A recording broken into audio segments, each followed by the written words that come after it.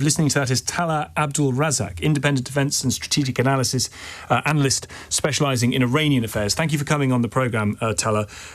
Your thoughts on and what has happened in the run-up to this act of, whether we're calling it war or warfare or kinetic action, what has brought this to a head in the last few hours? I mean, there's no doubt in my mind that this is an act of war. And the thing is, Iran has a large role to play in this.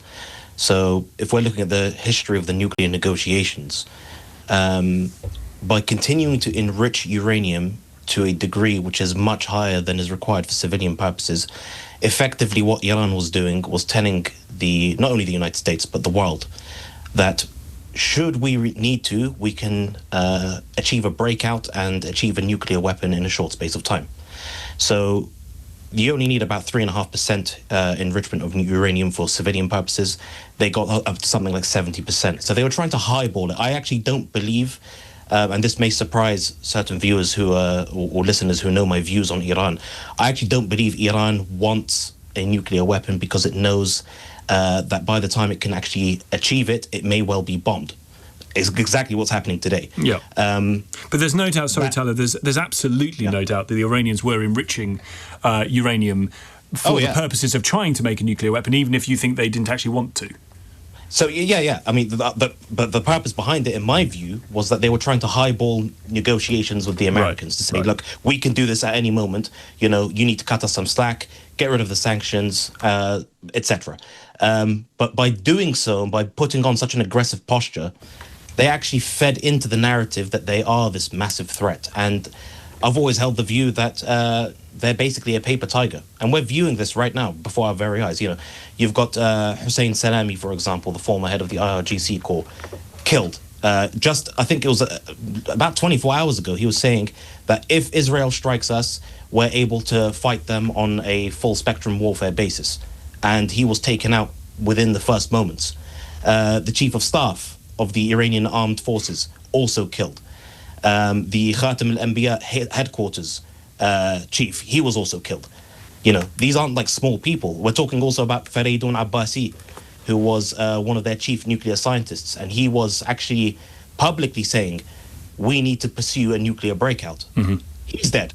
So when you're looking at this and you're looking at the Iranian rhetoric, they fed into the narrative, and they did this, by the way, for structural reasons.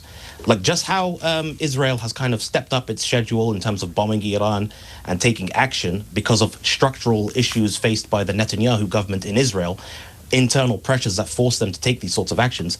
Iran has something similar going on. You know, you've got hardliners, for example, who want to take a more aggressive stance towards Israel, towards the West. You know, they're kind of still charged by the religious zeal imparted upon them by Ayatollah Khomeini, the predecessor of Khamenei, since 1979. And they are against the kind of the so-called reformists who wish to kind of pursue a more intelligent strategy of making amends with the West and kind of getting sanctions relieved. Do you think, Tallha, with that very useful, helpful background, do you think then it is the case that Israel is justified sort of from a defence point of view, forget the morality for a moment, but purely on defence grounds, self-defence grounds of hitting these nuclear sites? And as we understand it, literally this afternoon, more missiles have been hitting near nuclear silos in and around Iran. So I wouldn't say they're justified from a defense perspective. This is a purely political gambit on the part of the Netanyahu government. Like, we have to bear in mind as well that some of his right-wing allies in the Israeli Knesset were planning to table a motion of no confidence in the government, or even to withdraw from the government, which would have absolutely sunk his chances at continuing as prime minister. There would have been new elections, and it would have created chaos and havoc. All of a sudden, there's a chain reaction of events. So you've got the U.S. government and President Donald Trump applying pressure, telling, for example, the U.S. embassy staff to withdraw from Baghdad, which is well known as being directly influenced by Iran. Staff in Iraq, in Erbil as well, in northern Iraq, were asked to withdraw. Then the IAEA, the UN's top watchdog for nuclear activity, they came out and said that Iran had been in breach of its non-proliferation obligations. And then immediately the strike happens. So a lot of things have been shelved in Israel politically on the basis of all of this. So I don't think, though, that they were in any imminent danger. I mean, we saw their previous 2 attacks from Iran, the ballistic missiles that they fired, the drones. These are very slow-moving drones, by the way. Like, we're talking about 120 kilometers an hour. Takes hours to reach Israel. They were all shot down. Yeah, as I was just going to say, they seem to have been taken out by Israeli warships. Really appreciate it. Thank you very much indeed for coming on. Tallha Abdulrazaq, independent defence and strategic analyst specialising in Iranian affairs.